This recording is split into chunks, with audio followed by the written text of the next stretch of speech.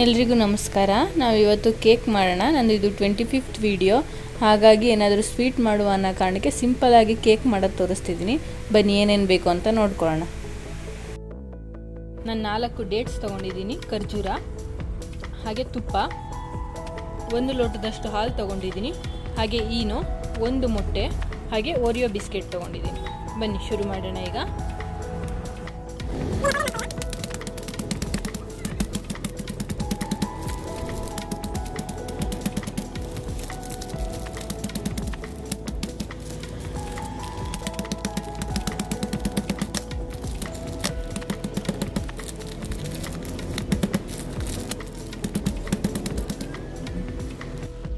ಖರ್ಜೂರದ್ದು ಬೀಜ ತೆಗೆದುಕೊಳ್ಳೋಣ. ಈಗ ನಾವು ಸಣ್ಣದಾಗಿ ಕಟ್ ಮಾಡ್ಕೊಳ್ಳೋಣ. ಅಂದರೆ ತುಂಬ ಸಿಂಪಲ್ ಆಗಿ ಆಗಿಬಿಡುತ್ತೆ. ನೋಡಿ, ನಾನು ಇದನ್ನೆಲ್ಲ ಕಟ್ ಮಾಡ್ಕೊಂಡಿದ್ದೀನಿ.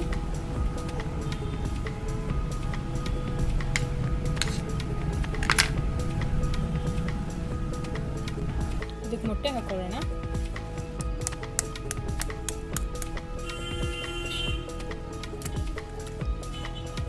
ಇದರೊಂದು ಬ್ಲೆಂಡ್ ಮಾಡ್ಕೊಳ್ಳುವ ಅದನ್ನ.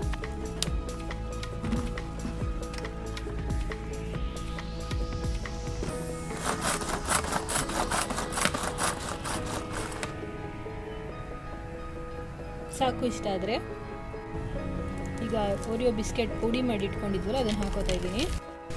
ಸ್ವಲ್ಪ ಮಿಕ್ಸ್ ಮಾಡಿ ಸಾಕಾಗುತ್ತದು. ಒಂದ್ಸಲ ಮಿಕ್ಸ್ ಮಾಡ್ಕೊಂಡು 2 ಪ್ಯಾಕೆಟ್ ಯೂಸ್ ಮಾಡ್ತಿದ್ದೀನಿ ನಾನು ಇಲ್ಲಿ.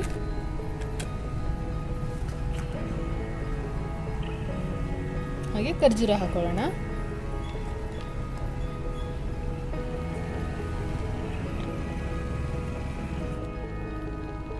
ಒಂದು ರೌಂಡ್ ಮಿಕ್ಸ್ ಮಾಡ್ಕೊಳ್ಳೋಣ. ಇದನ್ನ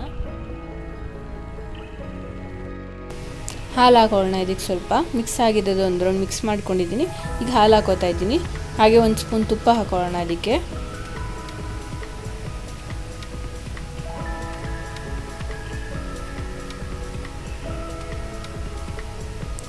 ಒಂದು ಸ್ಪೂನ್ ಜೇನುತುಪ್ಪ ಹಾಕೋತಾ ಇದ್ದೀನಿ. ನಾನು ಆ್ಯಕ್ಚುಲಿ ಇಂಗ್ರೀಡಿಯೆಂಟ್ ಹೇಳುವಾಗ ಜೇನುತುಪ್ಪ ಹೇಳೋದು ಮರ್ತಿದ್ದೆ. 2 ಸ್ಪೂನ್ ಜೇನುತುಪ್ಪ ಹಾಕೊಳ್ಳೋಣ ಇದಕ್ಕೆ, ಸ್ವೀಟಿಗೋಸ್ಕರ. ಶುಗರ್ ಯೂಸ್ ಮಾಡ್ತಿಲ್ಲ ನಾನು, ಆ ಕಾರಣಕ್ಕೋಸ್ಕರ ಜೇನುತುಪ್ಪ ಯೂಸ್ ಮಾಡ್ತಿದ್ದೀನಿ. ಬೇಕಿದ್ದವರು ಸಕ್ಕರೆ ಹಾಕೋಬೋದು. ಆ್ಯಕ್ಚುಲಿ ಓರಿಯೋ ಬಿಸ್ಕೆಟ್ ಸ್ವೀಟೇ ಇರುತ್ತೆ, ಸ್ವಲ್ಪ ನೋಡಿ ಹಾಕೊಳ್ಳಿ.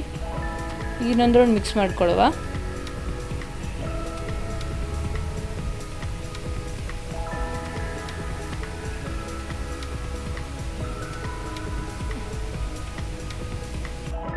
ನೋಡಿ, ಈಗಾಗಿದೆ, ಈ ಕನ್ಸಿಸ್ಟೆನ್ಸಿ ಬಂದಿದೆ.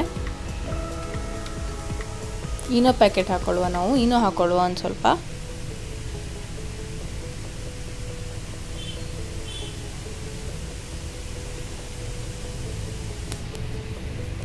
ಸ್ವಲ್ಪ ಹಾಕೊಳ್ಳೋಣ, ಸಾಕಾಗತ್ತೆ. ನೀಟಾಗಿ ಮಿಕ್ಸ್ ಮಾಡುವ.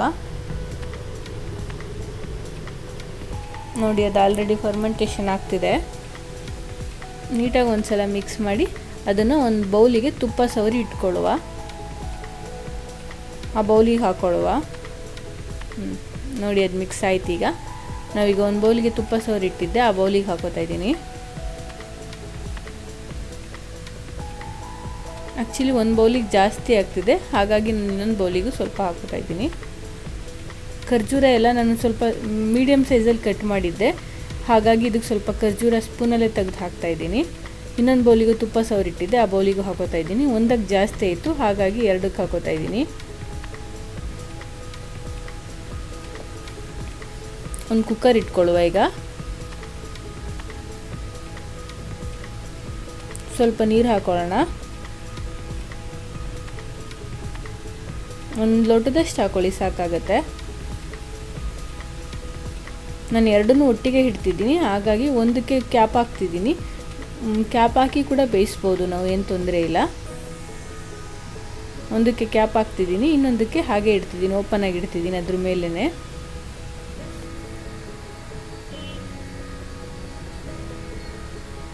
ನೀಟಾಗಿ ಇದು ಮಾಡಿ ಇಡಿ. ಅದು ಆಲ್ರೆಡಿ ನೀರು ಕುದಿ ಬರ್ತಿದೆ, ಅದಕ್ಕೆ ಆ ಥರ ಶೇಕ್ ಆಗ್ತಿದೆ.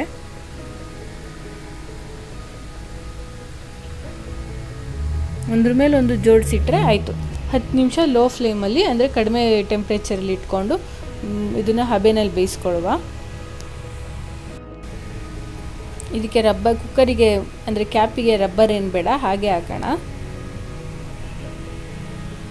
ವಿಷಲ್ ಕೂಡ ಬೇಡ, ಹಾಗೆ ಹಾಕೋಣ. ವಿಷಲ್ ತೆಗೆದುಬಿಡುವ. ಹಾಗೆ ಸ್ಟೀಮಲ್ಲಿ 10 ನಿಮಿಷ ಸಣ್ಣ ಫ್ಲೇಮಲ್ಲಿ ಬೇಯಿಸ್ಕೊಳ್ಳೋಣ.